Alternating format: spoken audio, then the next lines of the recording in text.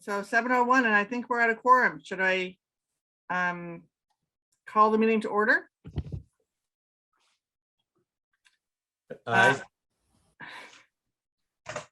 My apologies to all. I realized I forgot to send you the agenda, so I'm just going to share my screen.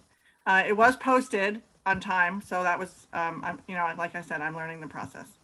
I thought maybe I could just talk through the agenda and then we'll open it up for public comment if that's okay. Myra, just remind everyone that the meeting's being recorded. And the meeting is being recorded, and I believe I turned on closed captioning appropriately per Sherry Dalton's instructions. So mostly today, I think we'll do our typical call to order and then some public participation. I know Carol's on the phone, which is great, and there may be some others joining. We have our approval of minutes, and then our pending discussion was really circling back to sort of what are our priorities for the year, and really thinking about where we feel like we can have an impact and where we think we should put our energies and how the structure is going to be to do that. And then I think we have some really important updates too. I know that some of you have been working really hard on some things like the bylaws and the green community. So an update on those. We have, I think, an exciting idea around a community cleanup day inspired by another community that we'll talk about. And then our typical updates around sort of all of you all who are liaisons from other entities. And then we have our next meeting. And then we'll talk about other matters not anticipated on the agenda, which I know Melissa has one idea to bring, and there may be some others. So with that, I'm going to stop share for a minute and ask if there's any anyone from the public would like to say anything.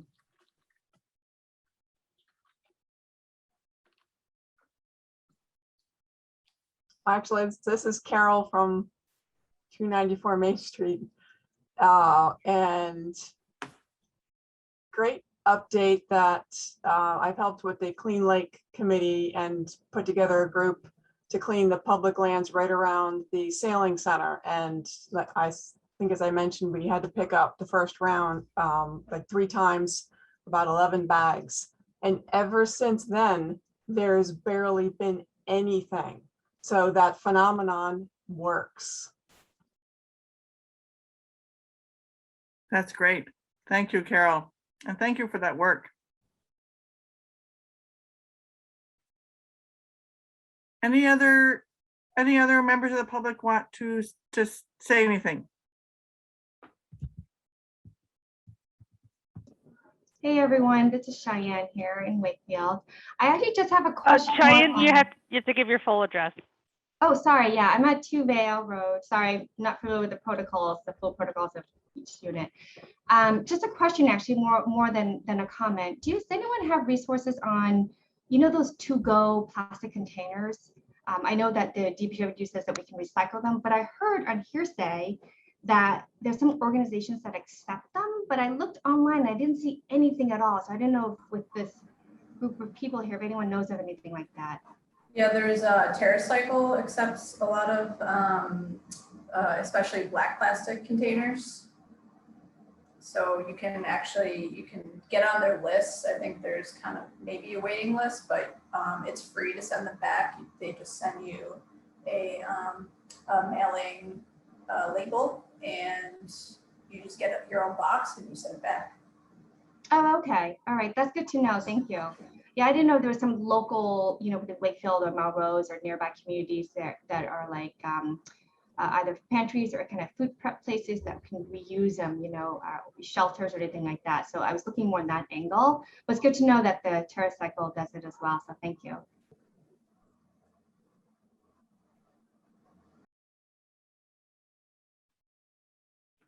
Great, thank you.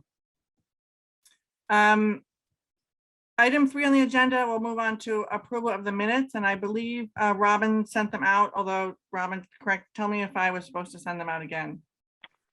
No, you're not obligated. I did send them out. Somebody gave me comments, and I don't remember whom. I think maybe Melissa. I've yet to incorporate them and haven't seen the extent of it. So unless Melissa, if you want to summarize your extent, we may want to postpone. Was it Melissa, whoever gave me comments? Yeah, I think I just did edits. I don't think it was like major comments. So not content related, just a couple typos and stuff like that. Yeah. Tom's really good at finding my acronym typos. So if people want to have a motion to vote on the expectation that the notes were just typos as opposed to content, I'd be open to that, but I'll let folks. So I'll place a motion to approve my minutes pending edits per Melissa. Is there a second to see if people are comfortable with that? I'll second that, Robin. All right, I'll call a roll call vote. Like first one, Robin. Yes, accept. I'm next on my screen, so Myra's yes. Dan, Yes. Tom, Yes. Julie, I'm going to abstain since I was not here for that meeting. Mary, Yes. Joe, I was also not here, so I will abstain as well. Melissa, Yes. and Susie. I need to abstain because I didn't see them come across and I did not get a chance to review them. I apologize. No problem. Okay, so I actually wasn't counting. So we have 3 abstain. How many are there today? 1, 2, 3, 4, 5, 6. There are 10 of us today, voting members, There are 9 voting members. and 3 abstain, so 6. So 6 out of 11 is majority. Okay. So motion passes, I think. Motion passes. Great. All right, for item 4, I want to circle back. We talked about this a bit at the June meeting and sort of starting to think about where our committee priorities might be. I was able to connect with many of you. I apologize for those of you I haven't connected with. I think it's still a worthwhile conversation, and I hope that we can have a little bit of that conversation here. The question, I think, is really, what are we going to focus on as a committee for the coming year? And how do we want to structure ourselves to get that done? I think we all feel like we've had a really successful couple of years since the committee was formed 2 years ago, especially last year. And I think we're looking for how to maintain that momentum and also think about some new priorities, especially as we have new members or we have members who might be sort of interested in new areas or see new opportunities in town. And so I pulled out on the agenda here are just a couple things that came up in our conversation, either sort of in our conversation in June or in subsequent conversations that I've had. And I'll say also, one of our members, Sean Cash, wasn't able to join today with the move of the date, but I did speak to him, and so I feel like I can channel some of his ideas as well. So I just want to, I'm gonna pull that down and pull up another document where we started to summarize what our ideas were during our June meeting and what those look like. And I just thought it would be helpful. I think I wasn't necessarily thinking we were going to vote today on sort of what is the committee structure. Can you all see that? Yes. But I just want to make sure that we're focused in the right areas, and I think we want to really think about how are we going, what is the decision-making process to make sure that we're focused in the right areas. So I thought maybe we could talk through what people have said might be priorities, and then think about who might be interested in taking these on, whether we do it through a subcommittee, more formal subcommittee, or whether we do it as sort of a short-term work group. I think those are our options based on my understanding of Robert's rules and how to get things done based on modeling of other committees in town. I personally think the Human Rights Commission is a good model for us. I think it's a little bit more established. It's been around a little bit longer, but they similarly have this sort of work group subcommittee. I don't know if others have much more experience in town, if you have other models in town that we should think about. But that's sort of what I was thinking. Does this make sense to people? Does this feel like the right conversation? I'm seeing some nods. All right, so what we talked about in June, and it's been a while, and so I just want to sort of refresh memories. We talked about sort of what are our priorities? And then how does it relate to the municipal vulnerability plan that we all knew was part of the initiation of this committee? And then really thinking about what's the ESC role potentially? Are we leading the effort? Or a part of our role has always been also to sort of liaise and sort of connect other committees or other work streams in town. And so I tried to capture that here too, although certainly welcome. I mean, I can type and make changes as we go. For example, we talked about, water resources is clearly a key feature of the MVP. And we talked about improving the water quality. That's really sort of tied in the Clean Lake Committee. And Rob has been on that. Although I know that there's also some planning board changes too, or thinking about the lake. And I don't know if anybody has thoughts on that or any more knowledge about what's happening with the planning board or the Clean Lake Committee. I will just say, I'm not sure the Clean Lake Committee has met much, and it may not continue to meet, but I think, Joe, maybe you know more, but I think the DPW, Bill Renault, our town engineer, was always the lead of that Lake Committee. And so I think he's really kind of taking it on. So I don't think it changes anything other than there just may not be a lead entity, and we may have to liaise with DPW. But it's, but the goal is still very much a town goal. Julie, I would just agree with you there. I think that I'm not 100% sure on what the status of the committee is, but Bill has basically kind of taken the wheel on that and been working hard with some of the things that we have going on down there to improve that area. So whether he's knighted the official head or not, it seems to be that is the case, and we will continue to be stewards of water quality around the crown jewel of town. And I know that I hear that there's something with the planning board as well, thinking about something around the lake and the watershed.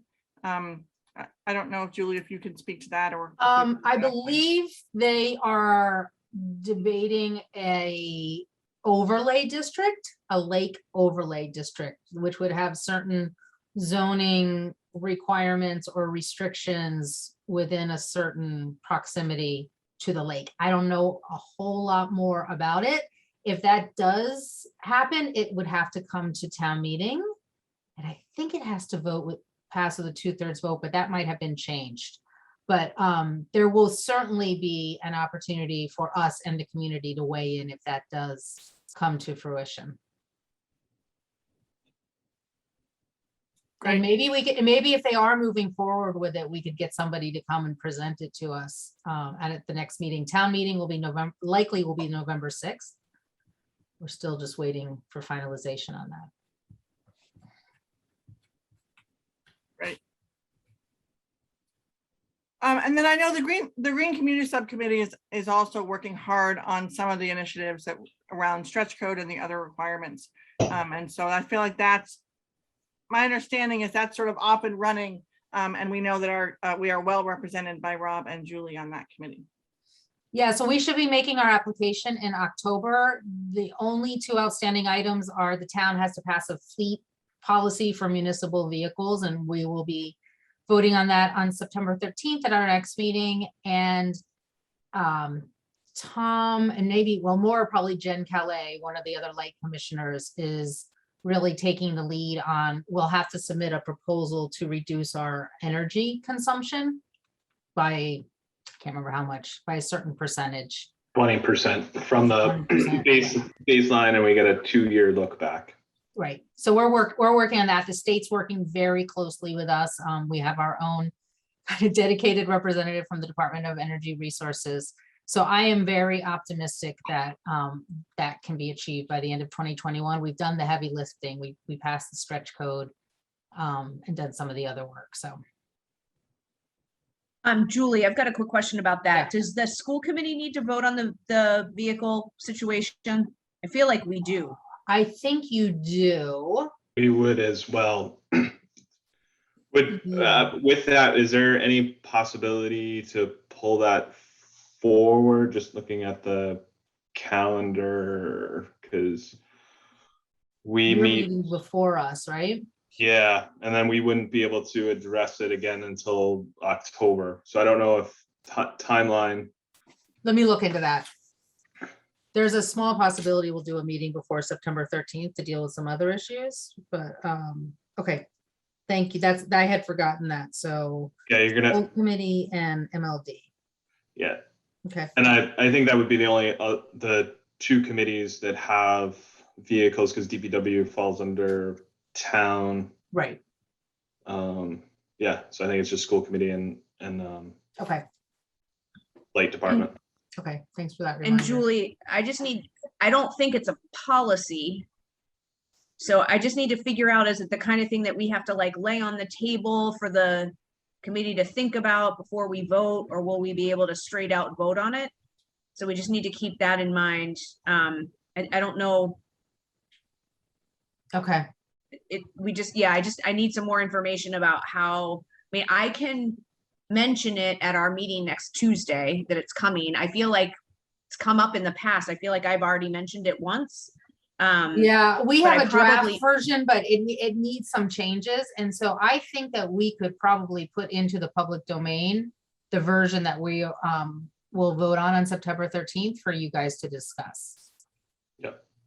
Okay, So- yeah, I think that would be good to get it out there, and I'll get it in front of the Facilities and Finance Committee, because Okay. that's probably where I should take it first anyway. Okay. Is I can take it to that subcommittee, and then we can figure out how we get it to the full committee. Okay, perfect. And Susie, just from from the gas and light department, what, the proposal that'll go forth is for the gas and light department to adopt the town policy in their vehicle procurement to follow that policy and procedure that's put forth that the town is adopting. So kind of think of that as the umbrella, and then we would just fall under and follow that policy as gas and light. So we do think it's a policy. It sounds like, I think the towns will be a policy, yes. okay, so then I need to get it in front of the Policy and Communication Subcommittee too. Okay. And those policies we typically put on the table for consideration for 2 weeks before we vote on them. Okay. It so- should be fine. There's not a hard and fast deadline for green communities. There used to be, but now it's more of a rolling. So it's been our Rolling. goal. Yeah. So it's been our goal to get it in October. If it's later in October, November, I don't think that changes anything. I feel like we can get it done by October if we can get a draft, and I can get it in front of Kevin as the chair of the policy subcommittee. Problem Okay. is we got a lot of stuff in front of them around I know you policy, policy right now. So we have to Okay. queue that one up. Okay. Okay. Perfect. And my recollection, at least in the initial conversations about the policy, was that since, for example, from the school, since school buses are exempt, that there wasn't a huge impact on the. I don't school. think there's going to be a huge impact at all. I'm not even sure that we have any non-bus vehicles that will qualify, but that's why I want to take it to the Finance and Facilities subcommittee for us to just inventory, like, do we even have anything to worry about? Okay, perfect. No, this is productive. Great. Great, thank you. Susie, from my notes, what's the title of the policy committee? I missed some of it. It's the Policy and Communications Subcommittee, and I'll also take it to the Finance and Facilities Subcommittee. Thank you. Yep. The other thing that's ongoing, and thanks to Melissa, and a huge shout out to Sophie and Nick. I don't see Nick on here, but a huge shout out to Sophie for doing really an exceptional job on the PSA. I don't know if people have seen it. It's been on Facebook a lot today. It was really, really good. And so thank you to you. Thank you. I had so much fun doing it. It's like an experience I've never had before. You guys Well did done. awesome. You're a natural at acting. Thank you. I didn't know it was out. Where do we see it? It's on Facebook. It's on the ESC page. I linked to it. It's a WCAT production, so they put it out, and the town put it out on Facebook. Although I'm sure there's other avenues where it could be seen too. And Yeah, I see them all pop up on my feed. On the WCAT like YouTube account, I'm pretty sure it's on there as well. And I know Melissa has really been leading the effort, working with the town administrator to get out to businesses and to really think about the implementation over the course of the next 6 months, and maybe others as well. And so I think the question is, I mean, these top 4, I think, are sort of things that are happening that we need to sort of keep doing. And so I don't know if Melissa, if you have other thoughts about how the committee could be helpful, or what you need, or you know, to really make sure that the implementation of the bylaws is supportive and successful. Yeah, I mean, I've been working with Erin, the Economic Development Director, and Jen McDonald, Communications, to come up with materials, you know, including the video, and also other materials to give to businesses, you know, by email, but also in person. And Erin's really been doing the heavy lifting as far as going in person and talking to businesses. I'm hoping that it, you know, and all these different options kind of drive home the message. We'll yet to see. No, I've noticed businesses are kind of doing business as usual right now. So, and they have a waiver to till the end of the year, but hopefully they'll be using up all their old materials now. Great. Do you feel like, I mean, in terms of a committee priority going forward, I know your work will continue, and that's excellent. Would it be helpful if other members of the committee joined? Are there others that are interested? How would you see that? Maybe. I mean, I'm not doing like a lot of heavy lifting at this point. It's really, you know, it was more like developing of the materials, you know, a few months ago that was, you know, I was helping with, but at this point it's really just getting the word out and, you know, working with town people like Erin and Jen to drive home the message. I mean, before COVID, we had talked about maybe spending some time modeling zero or low waste events. So as events are coming back, maybe we take that back up and work with like Festival by the Lake and try to encourage, maybe get a booth there and try to encourage lower zero waste type things. Yeah, I mean, I don't know if there's anything the committee can do as far as like implementation within town buildings and, you know, town people.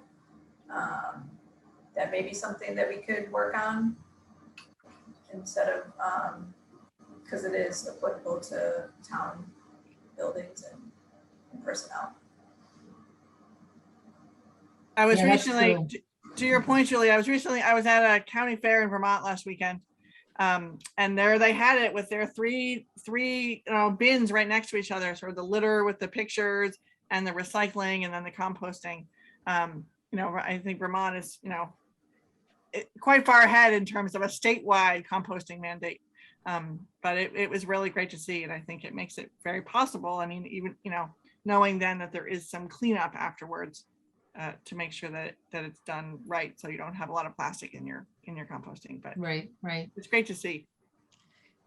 Yeah, Melissa, maybe like, I mean, it might be worth just to understand how the senior center is going to deal with this, right? Schools, Susie, are probably still a discussion point. Yeah, So I that's was gonna, probably where the heavy lifting is going to come on the implementation. yeah. I did bring that up at the finance and facilities subcommittee meeting that I attended this morning. And I have asked that Danielle Collins come to a future meeting once school starts, kind of once we get going and things have calmed down a little bit, to give us an update. At the highest level, Doug said that, or actually Christine, a business administrator, said that that from what she understands, there is still a supply chain issue, right? So just getting the stuff is difficult. Never mind the cost. And so we definitely want to discuss kind of where they're at, where they're heading, what of the improvements they've been able to make. We, earlier in the meeting, they had shared that we're going to be doing pizza deliveries from a local pizza business at all of the schools. And I asked, I said, you know, that pizza is one of those times when they give out all of those styrofoam trays that are just like makes my heart break. And it would be great to know if she's been able to come up with some kind of alternative. So I will have a report, I would guess, probably for our October meeting of what's happening there. And I know that the schools will have to submit a waiver if we can't get it together by the end of the year, which I don't anticipate that we will be able to, but it will, we might even be able to ask Danielle to come and speak to this committee if we felt like that could be helpful. For her to just talk about kind of what they have been able to do. I think you guys would really enjoy hearing her because it's so evident when you hear her speak about how passionate she is about kind of reducing waste. It's just like her hands, but she's also more committed to delivering meals at an affordable rate for our kids that have food security issues, right? So if she has to trade one for the other, she's going to trade it all day long to make sure kids get fed. But she's incredibly passionate about this topic. So I know she's doing what she can, but I do need to get a kind of an update and I can either share it with you or we could ask her to potentially attend this meeting. But I did bring it back up today. What is the new date of implementation? December 31st, I think, or January 1st. Yeah, January 1st.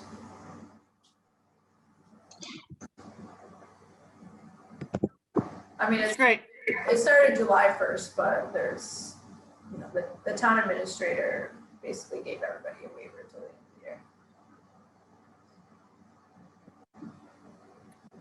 So the other issue that we've had sort of lingering, and I think is really important and we need to keep on our list is around advocating for efficient buildings. We have a new high school on the agenda, as well as potentially the VOC. I don't know how much we can have in that sort of building.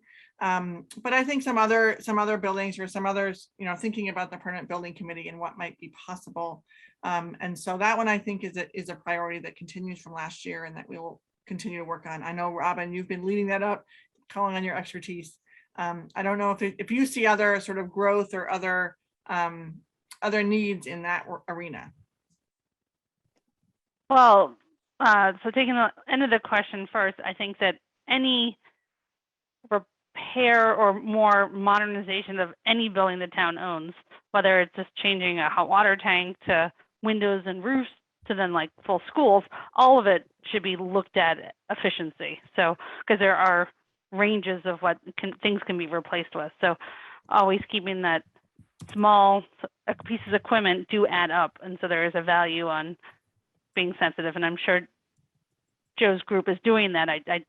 But just for others to be aware of it, we just did a roof project at one of the schools, and I know we constantly get requests for boilers at town meetings. So, those replacing things that are 40, 50 years old has to be helping our energy usage with that, even on the most basic, and where we can push it on electrification or just moving away from the oil tanks and stuff like that.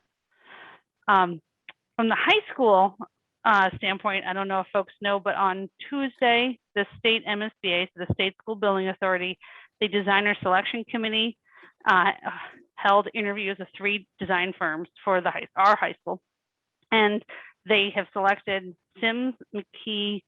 I'm just going to use the acronym SMMA because that's how I know them, as our design firm. I imagine from that meeting, the town has immediately contacted them for contracts. So they're not, as far as I know, they're not under contract, but the designer selection board ranks them as the firm for us. Sims has experience in new high schools, efficient high schools, trending towards net zero projects. So they have the skills to help us get what we want. We just have to know what we want to ask of them. And that's what, as a committee and as a town, we have to decide how far, what are our interests, what about the building is more important than others, because there's going to be compromises. We don't have, it's not an open checkbook and things do cost money. Some don't, but you have to recognize life cycle costs versus upfront costs. And that's what that's what they're hired to talk us through those conversations. But anything we kind of present to them ahead of time as if there's a unified voice towards things that, that helps them, because there's lots of options, and they say some things are on the table or not on the table. they know how to work with us. And, I know the gas and light department, has a moratorium on new gas for housing, but if they have a position on how much gas will be provided for a new high school, that's a discussion. If it starts now, can only help. So those are the kind of things that, they'll be starting quickly, and it's a very long process, but, the more we can speak to them on interest, I think it's just going to make for a better project. And then it helps when it comes to vote too, right? If everyone's involved sooner, then people shouldn't say they don't have the opportunity to have their voice heard before it's going to be a large dollar value gets presented. But establishing those priorities and what should we discuss in priorities is really important. Do folks have questions about the process or anything like that? Robin, you're not on the official working group, are you? No. No, okay, I didn't think so. I'm So- your resource without any other, So I'm not officially on the working group either. Yeah. I'm not, I don't think I am. God, I should, sadly, I should know that. I'm pretty sure I'm not. I can't remember who is though. But Amy was on the voting group. She was on the design. Yes, she was Yeah. on the design selection team. That was a different sub. I actually gave my spot to her because she felt really strongly about it, and she had really good background and experience from her ZBA work. So it made sense to have her take that. I think it's Kevin Scadlow might be on it with Tom Markham. And Kevin, because he had been involved in the Galvin process, I felt like he was a better fit than I was. And he'll be on the committee for a couple more years. And it made sense for him to be, I'm pretty sure it's Kevin and Tom. So I think for this committee, we need to figure out how to engage in that process that SMNA, I don't even know what the acronym is. It's two M's. Two S, okay, SMMNA. Yeah, or you could say Sims is how I'll start saying it that way. Because they're going to run a whole process for community input. And so I think we want our community input to come as a town committee. Yeah. Right. And so I think as that, and like you said, I think it's going to kick off. It's going to kick off, and then it's going to take a while. But I think the intention is to get that going this fall. Oh, absolutely. The schedule is, I'm not saying established, it's out there what the goal is, and they even already established their wannabe town meeting date. So no, it's a marathon. Sure. It's gonna, be a fast marathon. Right. I think the intent is to vote next fall, which would mean we'd have a decided on plan by that. I swear that's what it is, that we vote in the fall of 2022. I actually did a screen and then it's going to capture. Hold on a second. So the public watches the interviews, and I do that for my job and for interest for Wakefield. So and you can do screen captures of people's presentations. So hold on a second. I can, if people are interested in what they see as a timetable, and this is a timetable without all the facts, right? This is what they think can be done without ever talking to anybody, so it's a goal, it's a framework of which they can start the conversations. So, they aren't, well, they will be under contract with some parameters, but, the town sets the tone and so forth. While you look for that, I think the point that I just wanted to make is, as those meetings start to kind of take place, we're going to want to figure out where we fit ourselves into that. Do you want to ask for a separate meeting where we just kind of focus with, you ask for a meeting with Kevin and Tom where we walk them through kind of the things that we want them to be asking about. I think we just have to figure out where to insert ourselves into the process. But I think there will be lots of opportunity to do that. And yes, they hope to have a town vote fall of 2022. Yeah. Every community does it differently. And this is me speaking on the professional side on how towns engage. So, we could ask for a, design charrette that makes sure that members of this committee attend. We could also then talk to folks that are already in other committees and have them speak for us. Then it's the fully open public, meetings that, they're going to have townwide listening sessions, I imagine. And those are opportunities. I think that anytime that there's a public meeting, having someone available to, if there's an opportunity to speak to interest on sustainability, just make sure it kind of drives a goal. But I think we need to talk beforehand, and this is probably better in a small group of just like, well, what are we asking for? Because there's no, it's not a simple answer. It's very complex, and there's a lot of levels. It's both energy, materials, site stuff, stormwater. There's actually some communities that bring sustainability into the human rights things on, where are you purchasing stuff? Is that from sensitivity to how the factories are made? And then there's the users of once it's built, are you doing LEED? Are you doing a chips thing? Do you care about passive? I mean, there's just so many aspects of trying to make the best building, and then there's dollars. So, Robin, would you be willing to come maybe at the next meeting and do just a little bit? Like, I feel like I don't like, those are the questions I need. I fully agree, Susie. I think we could have some meetings with people who are in the room and sort of really think about what a campaign and how to speak as a committee. But I've learned a lot in this committee, but I haven't learned yet what we need to ask for specifically.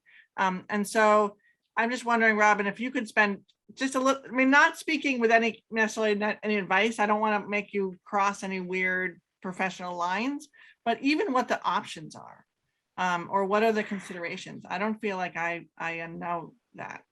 So I had hoped I would have been able to circulate something, but my consultant hasn't given it to me. So the town of Winchester is slightly ahead of Wakefield in the no, actually they're a step behind. They haven't selected the architect, but their version of this committee, they created a document, or they started a draft of a document that starts to ask those questions of what the town is asking, and they're calling it an owner's project requirements. I don't know if we have the authority to use the word requirements, but it does break down it asks the questions of the town of what you ask for to help you understand priorities.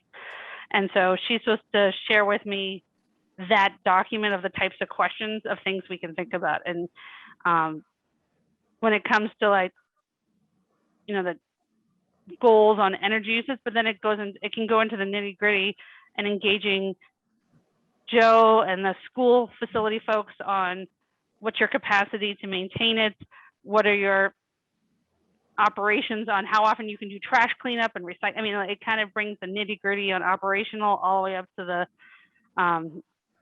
the daydreaming of,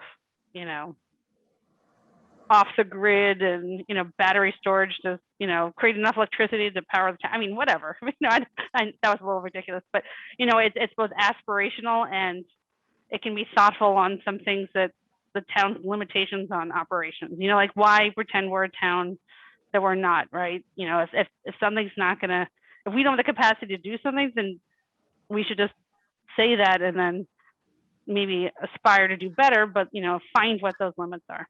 So I'm trying to get that blank document, and if possible, share what Winchester has, as just to see how other towns have approached it, not to say that it should be adopted outright, because like I said, every town has different needs and capacities.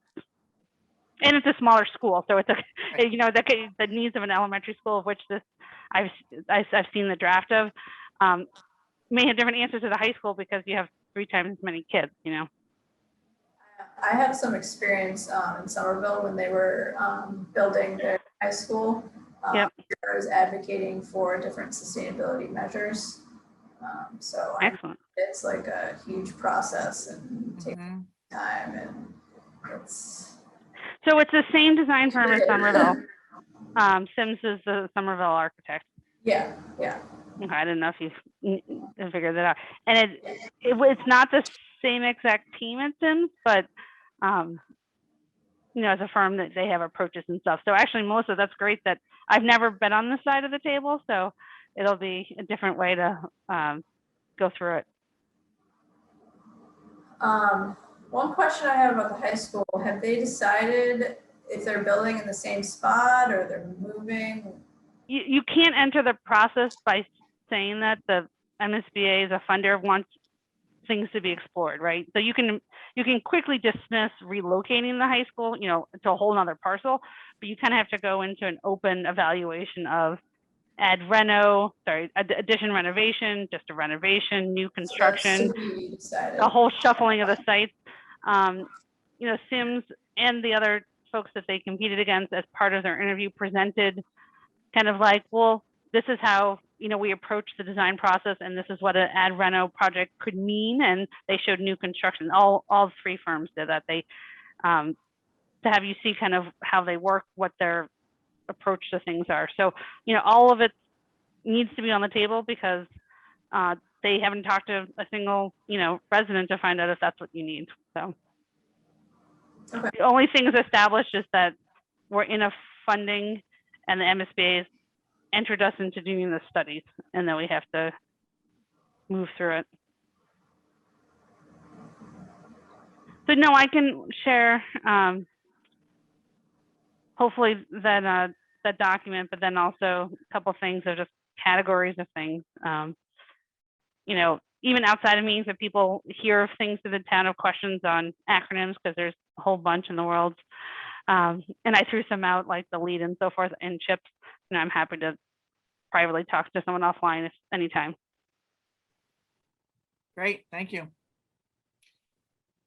So we have those 4 things that are ongoing. Obviously, I think it's a lot of work. And then I think that there are some new ideas that really have come up around possible priorities.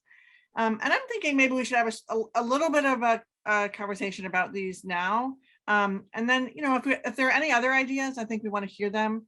And then really think about how are we going to decide what our priorities are. And I guess my suggestion is, I think we're not going to vote on this yet, but I think we need to think about where people have energy to put time in, right? So we all are stretched pretty thin, and so we want to make sure that we can pick things that where there's some energy behind it. And so maybe we can talk today about if somebody's really interested in one of these, or we can talk offline. You can send me a message and I can compile and we can come back ready to vote on what our structure is next time.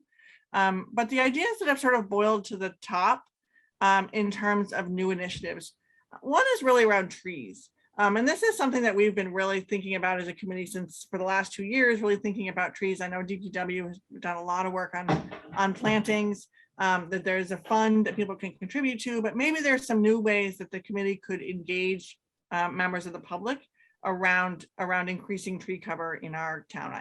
I at least around here, at least in my neighborhood, we didn't get a serious storm today. I don't know if we lost trees in other areas of town, but I know it's been a problem, and we lost a lot of trees last year in a big microburst.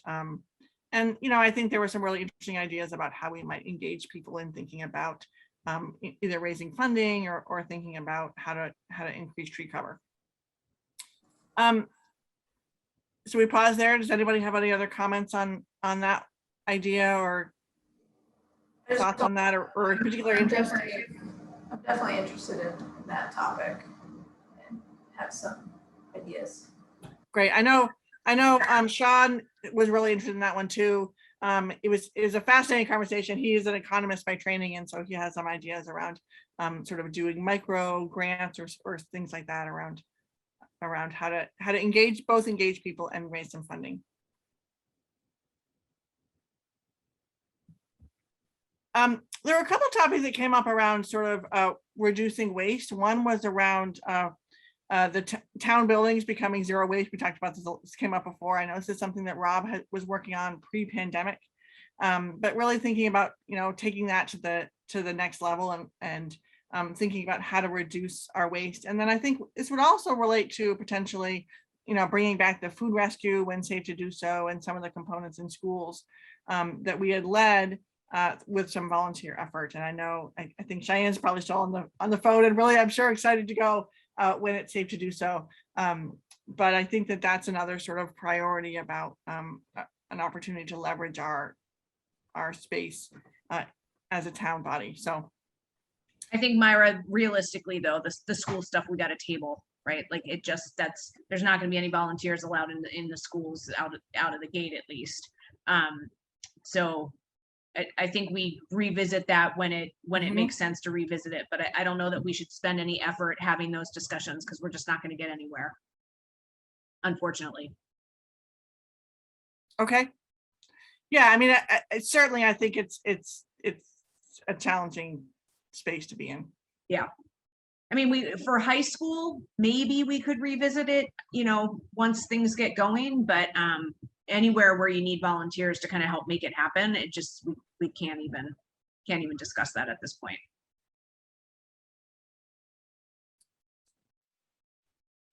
Might be able to focus on the AmeriCal. I know that's Yeah. one place that we were starting before the pandemic. The Boys and Girls Club would want to go back in on that. Yeah, the other town buildings, there's no reason not to try to pursue that. I love the idea of trying to do something with the Boys and Girls Club. Got a lot of kids that'll be coming in there.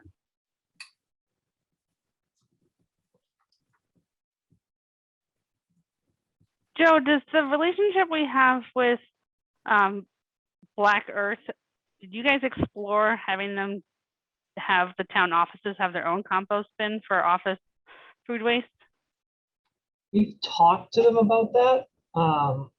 We have to do a little bit of due diligence on our end operationally, kind of inside the walls before we could turn that into, something that we could roll out. A little off topic, but just while we're on the subject, an interesting note about that. For the first time, a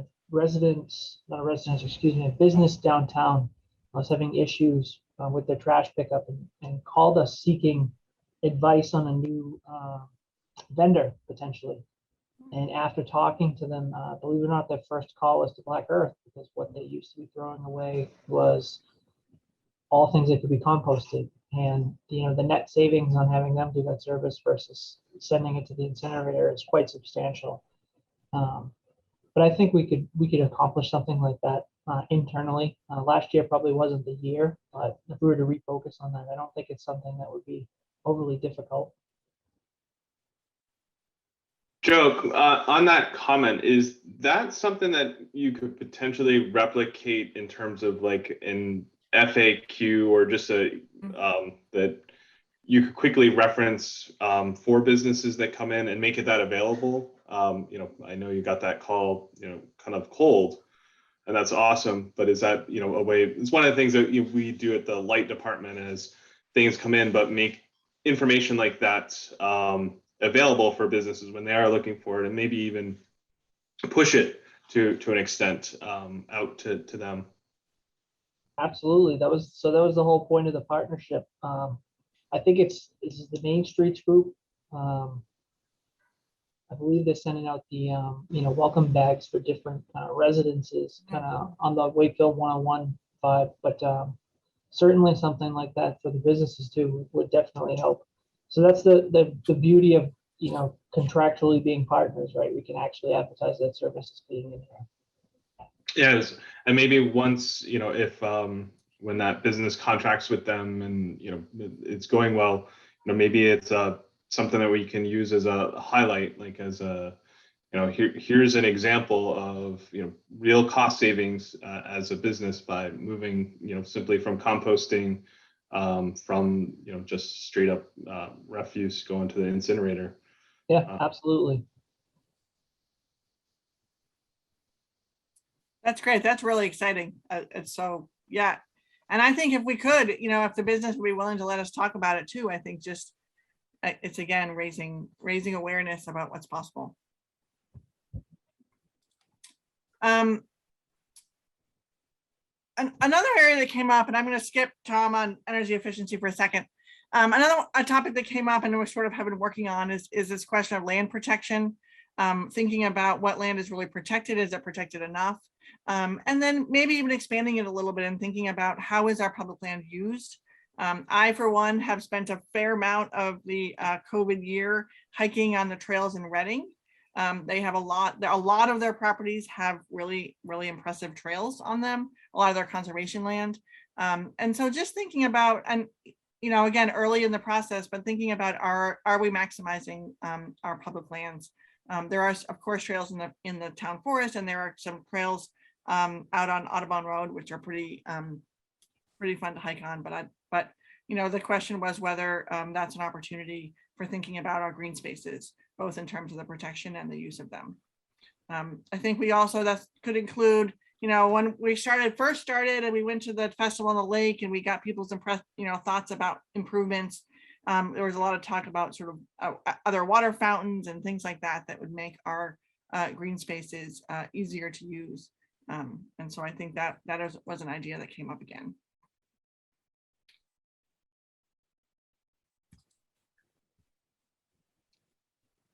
I'll just add to that. I think that's a great idea. Like, we have this piece of land on Butler Ave that we had to remediate, and probably the town we have to figure out what to do with it.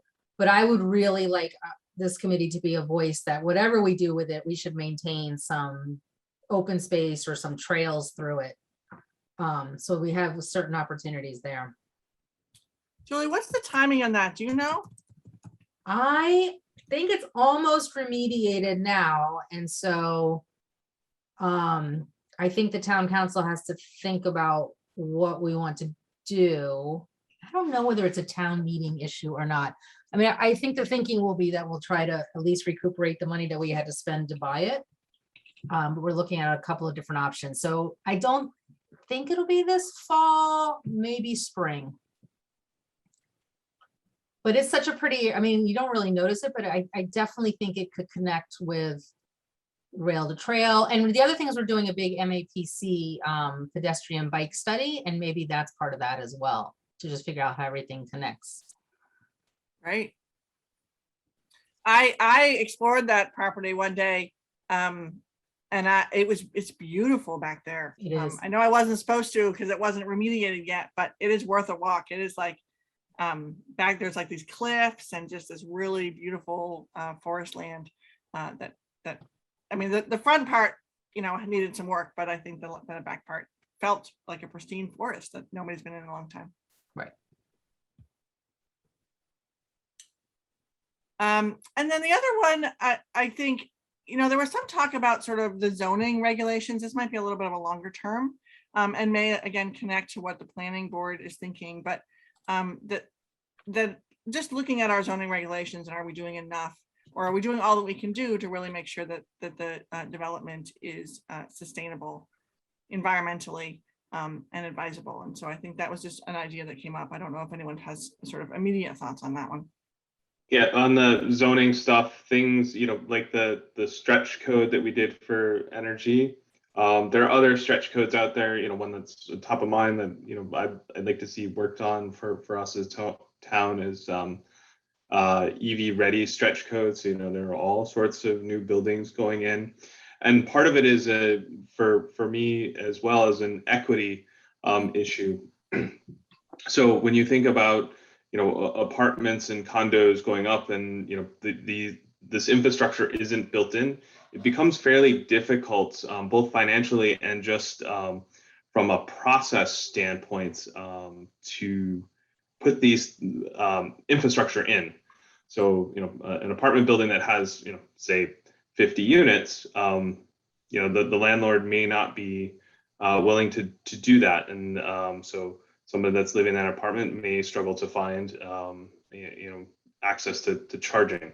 So it's all kind of ties together. So by having kind of that stretch code put in and having certain requirements, if some of the code is you have to have so many spots that are ready for charging equipment. So that's running conduit and wiring during construction period, depending if it could be, if it's so many units, you actually have to have one or two spots already, with the charging equipment. So those are some of the stretch code stuff. I know there's other stuff out there, but the EV one, I think, is something that, we could potentially put in sooner than later. That's great. Thanks, Tom. I mean, I think another area that I had heard, and again, this is way beyond my area of comfort, is the surface ratio, the floor to ratio, like, are the buildings too big for the space? It was my read of it. And is it really, if we're thinking about runoff and if we're thinking about environmental sustainability, and is it time to look at whether some of the buildings, the zoning regulations should reflect slightly smaller buildings in some spaces?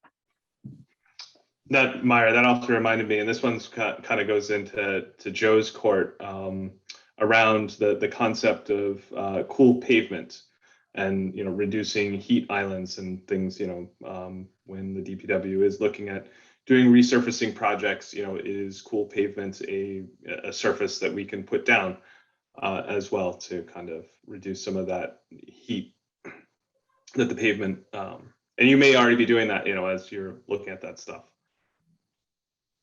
Definitely. So one of the things you'll see start to become probably more frequently talked about by myself and the folks that work here. You're going to hear a lot about porous pavement for runoff and stormwater, and then some other environmentally friendly. There is some cool pavement technology now. We haven't done too much of it, but we're not afraid to get into it and research it and see if it works for us. But definitely the porous pavement is something that's going to be prevalent in the future with a lot of the things that we construct to make sure that it reduces a little bit of that heat island, but it also treats the stormwater too before it gets into our water bodies. I mean, it'd be interesting to look into whether there's any way to incentivize residents, homeowners as well, to use porous pavement. I mean, that could fall under, you know, under zoning stuff as well. If, you know, depending on if you're resurfacing, you know, X amount of existing, you know, there may need to be zoning requirements to do porous pavement for those. You know, those are all things that we potentially could look at and put, you know, enforce through zoning and bylaw. Yep. It's great. So we've taken more time in this conversation than I was hoping to. I don't want to have our meeting run too late, but this has been really helpful. I will pause and say, are there any other ideas? You know, some of you have been a little quieter, and I'm just wondering, are there other ideas that aren't listed here? You're also, of course, welcome to send them to me afterwards. I will say before I go there, I think the other thing that we really have set out as a goal, which I think is a little newer for us, is public engagement. And so I think that includes some of the energy efficiency, some of the sort of broader communication, some more sharing about what's happening, some other ways to engage the public around all of these areas. And so you know, having recently read the census that we have 27,000 people in town, you know, wouldn't it be cool if we can engage 1% or something in some of these initiatives? And so that's something that I, you know, I think should permeate a little bit more all of what we've been doing. I think and so I think that's another one that's on the priority list. So with that, any other thoughts of things that we've missed? I don't know. I won't call people out by name, but if you have other thoughts that you haven't shared, please feel free to do so or send them to me offline so we can get a picture. I wanted to just say, so I've been listening, and I think this is great, Myra, to kind of set this up and structure it. I feel like we're actively working on a lot, and we have a lot of great ideas. And so in some ways it's overwhelming, but that's a good problem to have when there's so many things going on at once. So I would say, you know, let's come up with sort of a short-term and a long-term plan. I would say that, you know, possibly we could work on all of them. We just can't do it all at the same time. And then certainly we're all dividing and conquering. I know there's a lot of experts here, which I'm learning a ton, so I'm sort of processing at the same time. I know you can appreciate that too, Myra. And so one, I just wanted to say thank you for pulling this together, because for me it was much needed. I often think, okay, how are we gonna keep the wheels moving on some focused things, because we are working on so many things at the same time. So, you know, I think you're right. The first four are very actively consuming a lot of folks' time. The rest, I think that we could probably stagger it out as we sort of accomplish things. And then, I don't know, I think it's sort of assigning people to teams. I think, splitting it up and sort of assigning where can be, each little piece. I think that's also important, just because sometimes I'm like, how can I help? But, I don't have Robin's expertise in architecture, and, I don't have, but certainly want to kind of get in there. So those are my sort of thoughts, just going through this and digesting it. And maybe some target dates on here, and sort of like then the nitty gritty like action items for each. Not to micromanage it, but I think just visually it's good to have that sort of target dates, at least fluid target dates around the key priorities, which, for me, for example, green communities, I'm not clear on the target dates. My other people probably are much closer to that are working behind the scenes. But if there are things where we realize, oh boy, we need people to work on this, or just, review things, I think even things like that, I think would be helpful. So. That's great. I was thinking, as a next step, if you all want to send me your thoughts, both on your priorities, as well as where you would like to put your energy. I feel like as a volunteer committee, it's always easier to like work on things that you're passionate about, or you feel like, you'd be excited about. And maybe we use that as a way to really guide. I mean, I think we want to follow the interests of the people on the committee. And if we have more than one person interested in it, I think it's probably potentially rises to the top of the list. Although I think that's what we'll vote on next time, as we think about both what are the topics and what are the subcommittees. But I'd like to propose that as a next step. Just send me everything you got in terms of your thoughts, new ideas, other things that you really want to work on. And I will bring it together and pull together a proposal for next time, if that works for folks. Are you going to circulate this file? I will send this document out, yes. And I think I have to post it, right, to the meeting notes too, but I'll send it out as well. Yeah. Yeah, I can attach it to the meeting minutes with a huge draft on it, so it's not implied that it's accepted, approved, and so forth. But yeah, maybe I should make it prettier first, but.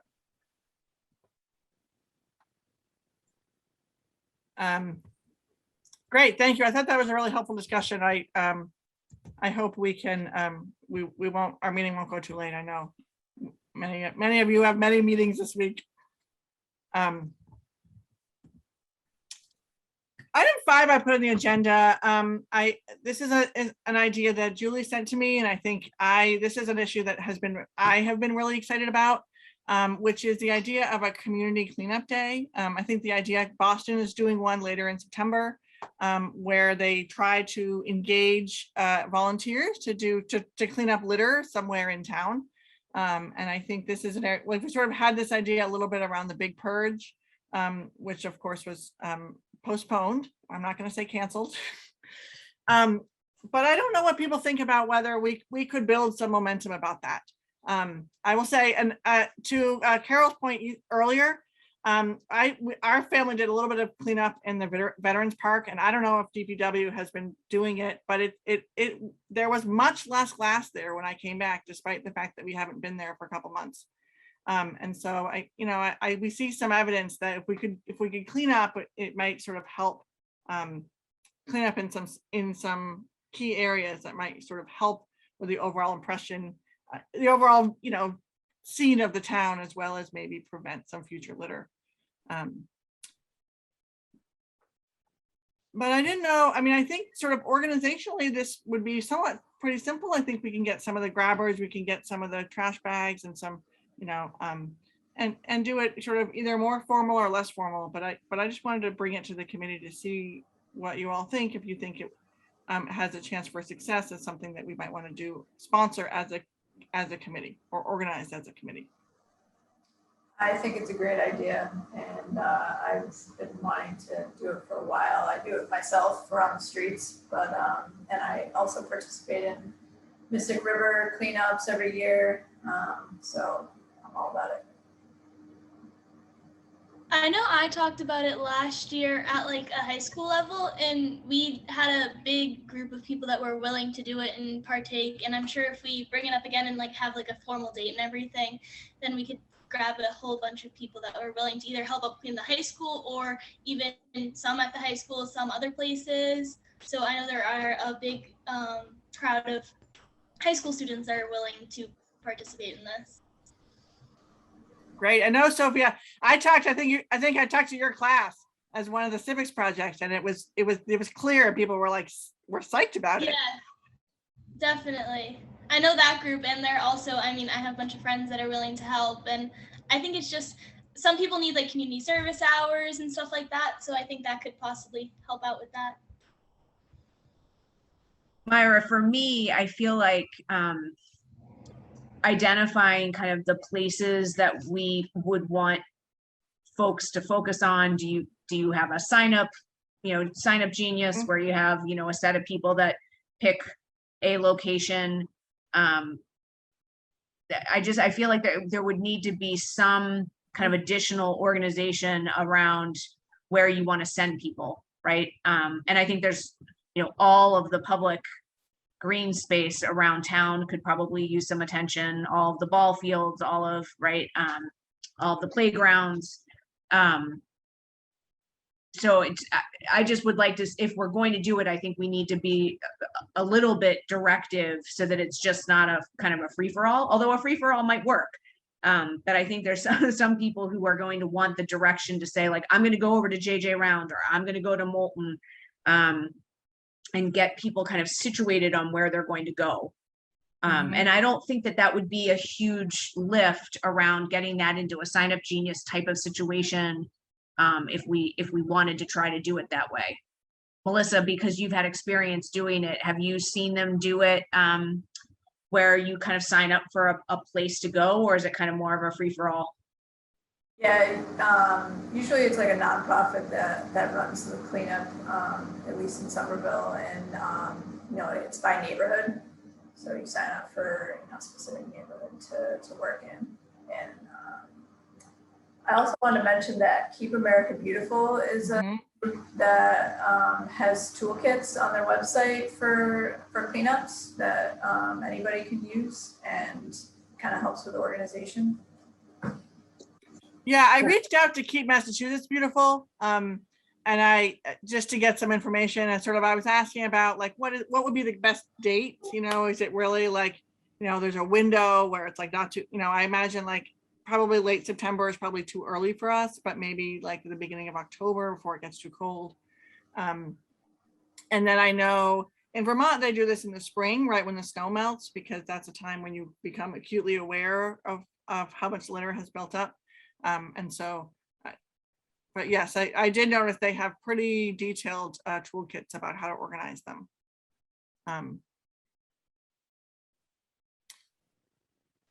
I was going to add that Keep Messages Beautiful actually has a link to a company that if it is an organized community event at a location or locations, you can get a dumpster from them. So it would not be something added to the DPW's pickup list.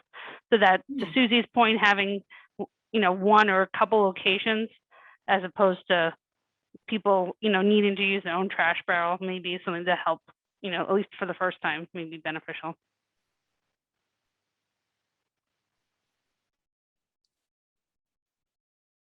I love this idea. From somebody who gets lots of emails from people who are concerned about, Joe, right? The downtown. All the time. One thing, Including one from me today, Joe. I get a reply for you too, for the second one. One thing I would say that you kind of see in our world that, might be a pretty good fit for something like this is there are municipalities that are running like adopt a catch basin or adopt a hydrant program. And, a business, let's say, could claim the hydrant, adjacent to them. And, their good deed, for lack of a better terms, anytime it snows, they make sure that's clear for the fire department. Or, adopt a catch basin is something where someone pledges that periodically they'll go and make sure that the leaves are off the top of the basin. I mean, I'm just brainstorming here, but if we were to identify a whole bunch of different places, we could easily put people in the right direction and make sure that there's no assuming that a sign up or something like that to keep it categorized and organized, it shouldn't be too hard to make sure that there's not, too much overlap. We can cover as much ground as possible. I'll send some information on some of that stuff. Maybe we could, take a little bit of it that we think might work and put it into something here. I don't know, Myra, I'm thinking maybe like the spring, like really spend some time thinking through some of this and looking at what different resources there are and maybe doing some Zoom. I think Keep Massachusetts Beautiful does, like, you can get them to come talk to your town about what to recycle, what all the different numbers mean. And I mean, we could do maybe some programming leading up to an actual day, maybe even redo the purge, the big purge idea, which for those who don't know, it was just a day we were going to have one big central drop-off place for styrofoam and everything. We were going to do everything. We were going to do buy gold back. People were going to teach people how to do bee raising, and so might be too much. But I think it could be a great thing for us to mobilize around instead of trying to do it quickly into October. Somebody's got 2 kids going to college next week. I kind of can't think past next week, but maybe into the spring for me personally. But if other people have more bandwidth, please do it. I personally like the spring idea around what Myra said. There's a lot of trash buildup that happens, and just with everything going on, spring may be a better time. And it gives us a fair amount of lead time to really make a big impact in the planning that goes around that. But I like the idea as well. Great. So I put vote anticipated on here. I don't know if we need to vote to sort of say, like, do we want to do this as a sort of ESC sponsored activity? If we're thinking the spring, should we pause on that? I don't know. I'm looking for my Robert's Rules experts here. I don't think we need to vote. I think, but maybe if 1 or 2 people wanted to kind of think about putting some structure around it, and then at the next meeting we could do that. And because we thought about things like budget, I don't think we have a budget, but those are the kinds of things, right? Those are the kinds of things that, like, probably Joe and I can look at different opportunities or grants or things for. But so I don't think we need to vote right now, but it might be good to keep this on our agenda and have maybe 1 or 2 people or 3 people really brainstorm what it could look like. Do we want to keep it to just a cleanup, or do we want to put it together with like a big purge type thing, or adopt a program like Joe was saying? Julie, question around, like, as we formalize the cleanup day, would this committee potentially bring forth to, like, town council to designate a day, like this day is cleanup day for Wakefield? So, it's whatever. Yeah, definitely. And all committees have to come in front of town council once. So, like, we could figure that out and have this be a big thing to report on. And we should probably look at the calendar sooner rather than later as well. Well, I mean, the spring has the advantage of Earth Day, right? Or Earth Month being April. True. Yeah, I like that. We couldn't do anything this year. We really tried and we just couldn't pull it off. Hopefully we'll be able to gather in groups then and feel safe. Yeah, I mean, and we can do things like, like get the running club to go plogging, right? Or the bike groups wanted to do something for Earth Day too. Maybe we combine it with them. Great. Well, this is something I would be happy to work on. I don't know if others feel like they have bandwidth, but it's something. My 6-year-old was very excited to be involved, and so I think we'll share some pictures of her, especially around the Woodville School. I think as we think about outdoor education, I think that's another opportunity, just making sure that those spaces are cleaner. Myra, I would add that as a line item on your spreadsheet, right? Okay. As another effort, and that then people could kind of express interest if they want to kind of help out with planning. That one might be a subcommittee candidate. Yeah, that's true. And Sophie, you should think about high school too. Like, I know spring's probably a busier time for you than fall, but so you're a senior, right? Yeah. But maybe if we do it early enough in April. I think the spring would be freer than the fall with application. That's true. Yeah, you're applying for schools. True. but I'm happy to help out with anything. That's definitely something I can help out with the high school and all of those connections. Awesome. Yeah, when we And talked about, I know Miss McLeod was also on board with it because we talked to her before about it. So I'm sure she'd help advertise or anything like that to get more support.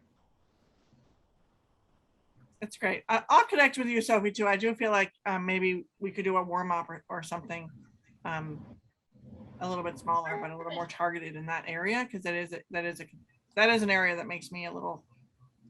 It would just be nice if it was a little cleaner. Yeah. There's a stream back there. I mean, and I know another thing is that the high school class that we talked to about this in the spring. There's also a National Honor Society. I know there's always like community service projects, and it does feel like it's something that's really tangible that could get some people involved, which I think would be great. So I will do that. I'll add it to the list, and certainly let me know, for others who might be interested. Item 6, updates from our liaison. So, Sophie, do you have anything a student member, do you have anything you wanted to add? No, not really. I've just been working on the video, obviously. That was kind of the main thing from the last meeting. But other than that, no, I don't have any other updates. Great. Well, it was really great. Thank you. Susie. I think we've covered all of my items. I was going to talk about the vehicle vote and the food services piece. I'm glad that Robin brought up the high school stuff. So I think those were really kind of the big items on my list. I think I'm all good. Julie. I think the only other thing that hasn't been mentioned was it has to do more with public transportation. So the council did just pass we did just enter into an agreement with MBTA so that youth, so basically I think kind of teens through early 20s can get access, reduced rate access to public transportation if you're on any, if they're on any kind of a whole list of public subsidies or support type programs. So if anybody knows of people who might qualify for something like that, please utilize this. It's almost half price, if not more, for commuter rail. So it's just another way we're trying to really encourage public transportation. That's very cool. Tom. Yep, I have a couple. First, I want to actually send out a congratulations to the light department. They were awarded in July by the American Public Power Association, the Smart Energy Provider Program. We were one of 94 utilities in the country that were awarded this. And that accomplishments around energy efficiency, distribution, energy resources, environmental and sustainability programs. So I think it's a great testament to the work that the utility does to be recognized across the country for that. And then going back to your spreadsheet on our energy efficiency program, we'll be starting to look at and analyze our current program. I think it'll be on the agenda in September for next year. So if there's any input from this committee or the public that you would like us to see, modify or add to our energy efficiency program, the board's always looking for input from the public as well. And lastly, we launched this month the Your Power, Your Choice program, where it's a voluntary sign up that you can pay an extra 0.02 cents per kilowatt hour that you consume to ensure that 100% of your home or business utilization comes from non-emitting. And what that is our portfolio is currently about 50% non-emitting. That other 50% would come from Massachusetts Class 1 RECs, and that's where that 0.02 cents will go to purchasing that REC to offset that utilization, so that 100% of your consumed power would be coming from non-emitting sources. Tom, do you know how much that is nuclear? So our portfolio is, I believe we're about 30% is in that, first 50% is on the nuke side. I can go look up. We get a monthly report, so it is, in our report that is publicly available, our portfolio every month. That order of magnitude is enough. I was just curious. Yeah. And then just for, what that, 0.02 cents, the average home in Wakefield uses 750 kilowatt hours per month. That equates to about approximately $17 additional a month.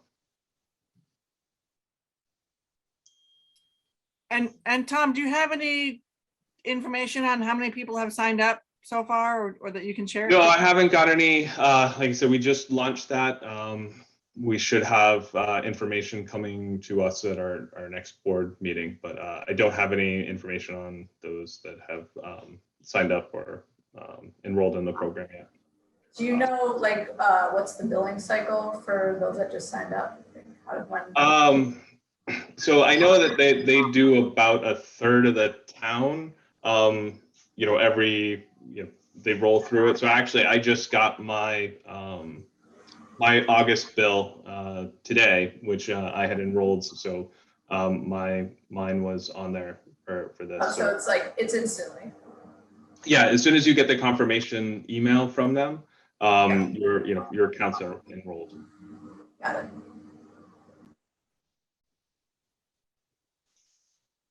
Great, thanks. Okay. Joe, any updates? I have another question Sorry. for Tom. Yeah.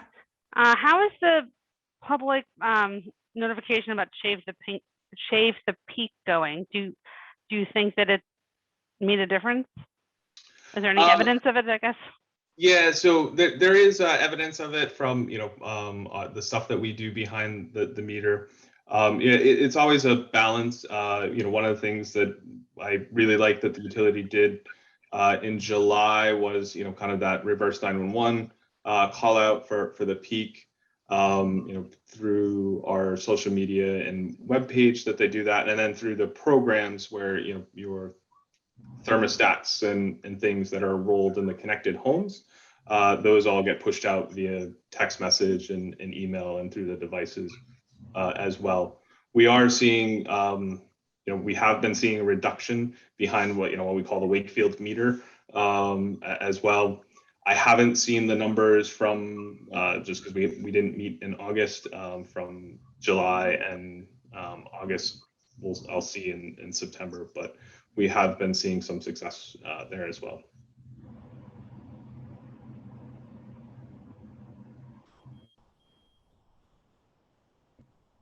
Great.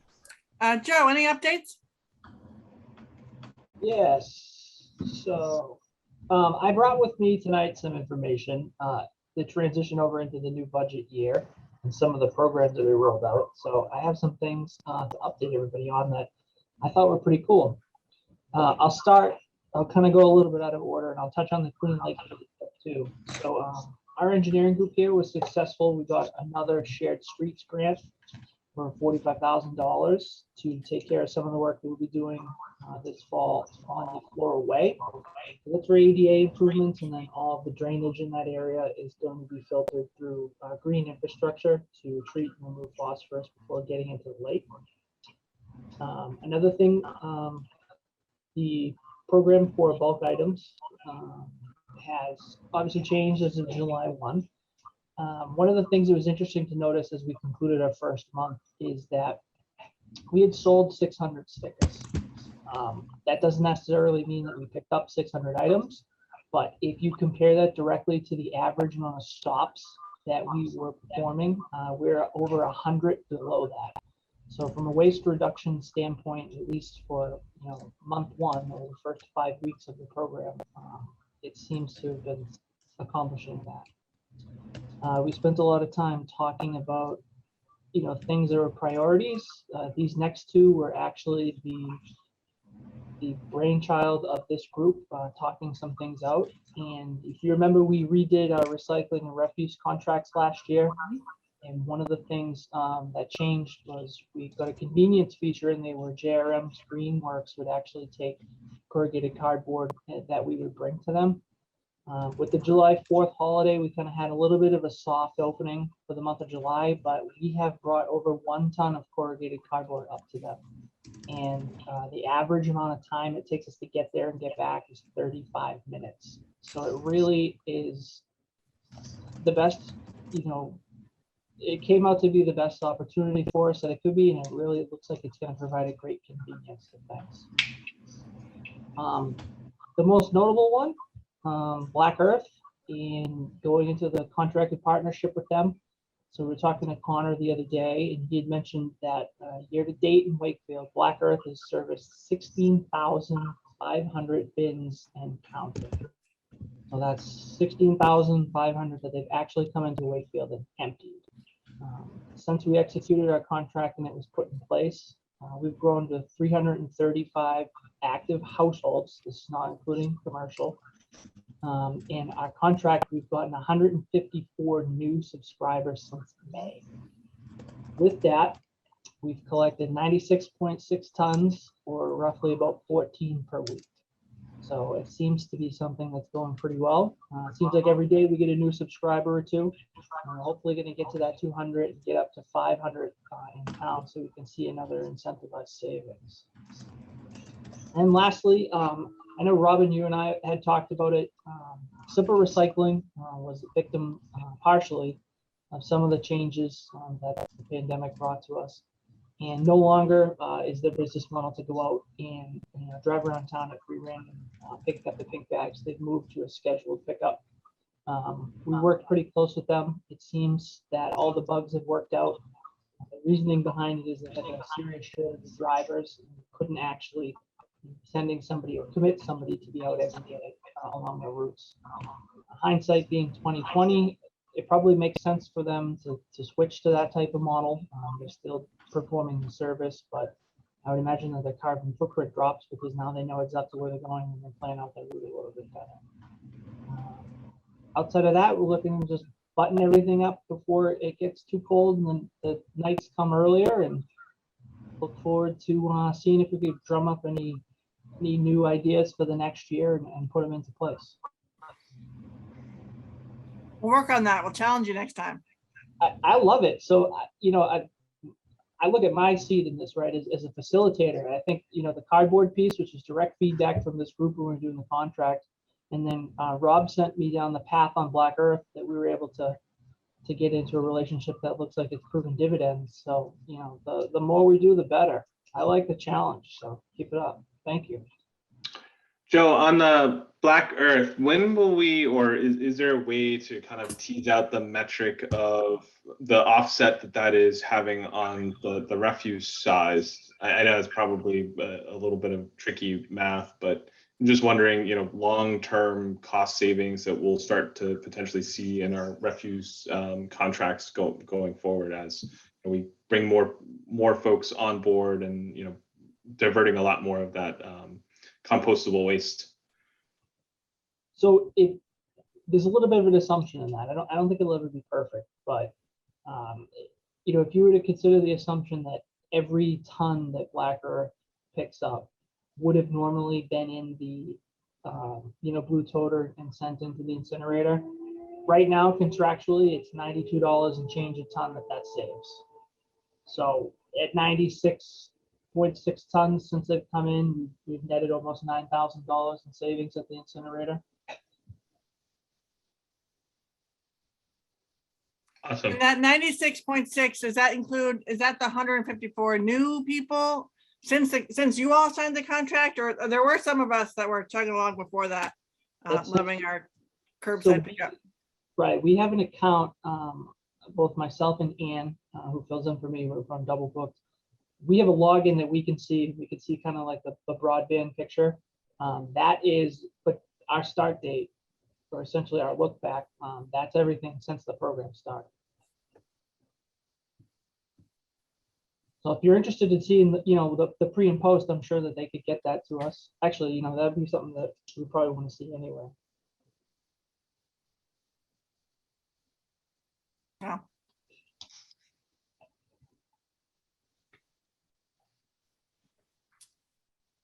That is an awesome update. Thank you. The Clean Lake Committee, Rob is not here, and I think the word is that they haven't met recently.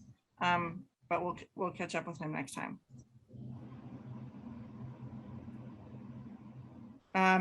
Our next meeting is September 9th. I know at least one member is not able to join, so feel free to connect with me. We'll make sure that your voice is heard in those meetings. Is that a date that works for most folks? I know that's the first day of school, so I don't know if we should think about finding another day. I think for me it'll be fine, hopefully. Any parents have? Julie, it's not you anymore. All right. Matters not anticipated on the agenda.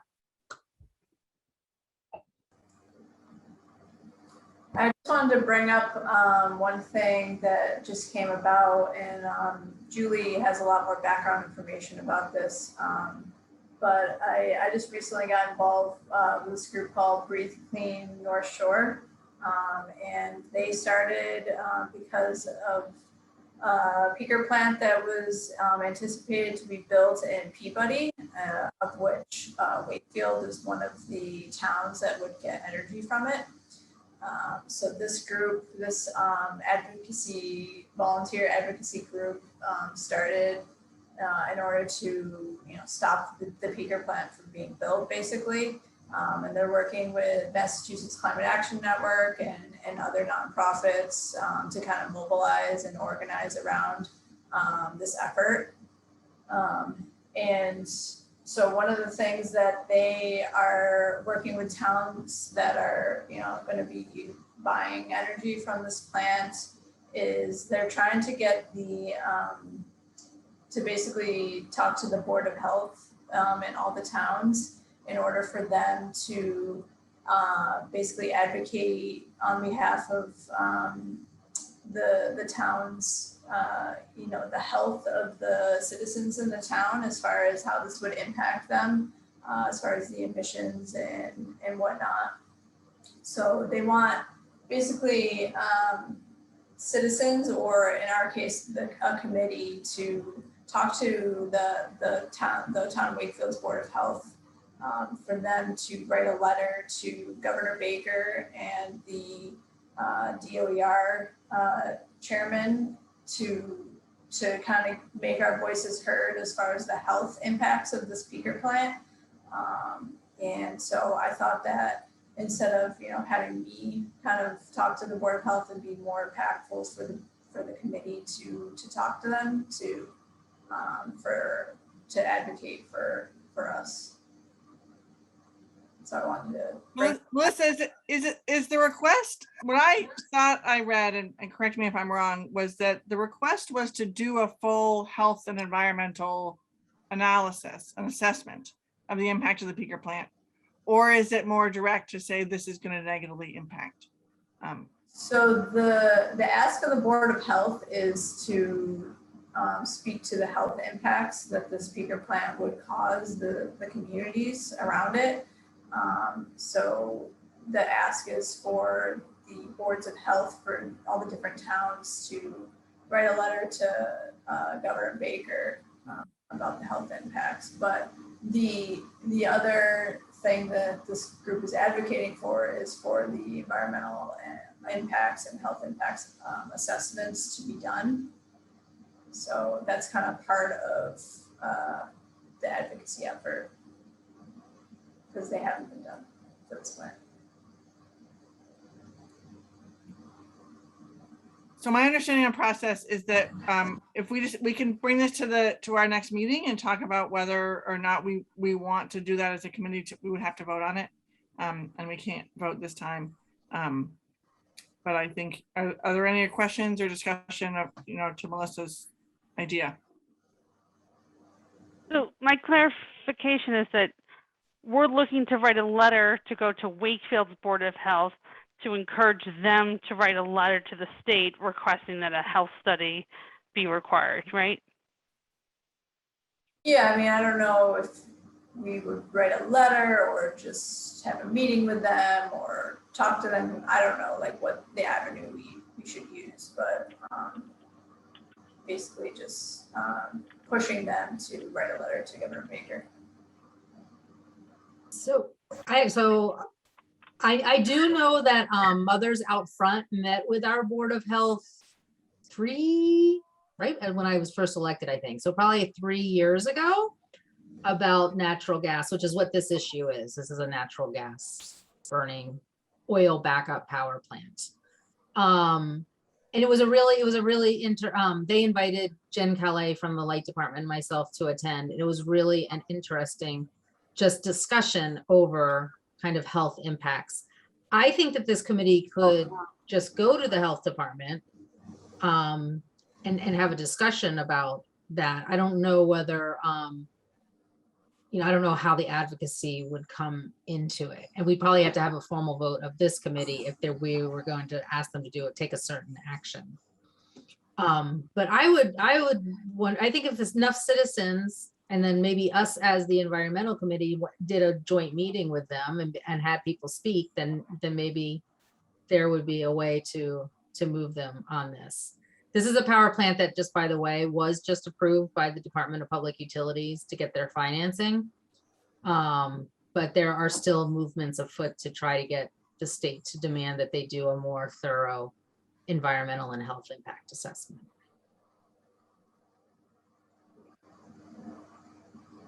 So I think you're right, Myra. I don't think we can vote right now, but Melissa, I think, maybe not as environmental sustainability committee, but we could probably reach out to them and just try to put it on their agenda as a discussion point and see if they would need something from us to do that, or whether they would be willing to do it unilaterally. And if we can get other citizens to express concern or even attend and listen, that might be good. Maybe we treat it more as an informational session. Okay, that's great. Thank you, Melissa. Other matters anticipated? All right, well, thank you very much, and thank you for being patient with me and my first Great job, meeting Myra. here. So a motion to adjourn. Second. All right, I'm going by my screen. Julie? Yes. Me, Myra, I'm yes. Robin? Yes. Joe? Yes. Melissa? Yes. Dan? Yes. Tom? Yes. Mary? Yes. And Susie? Yes. Great. Thank you very much, everyone.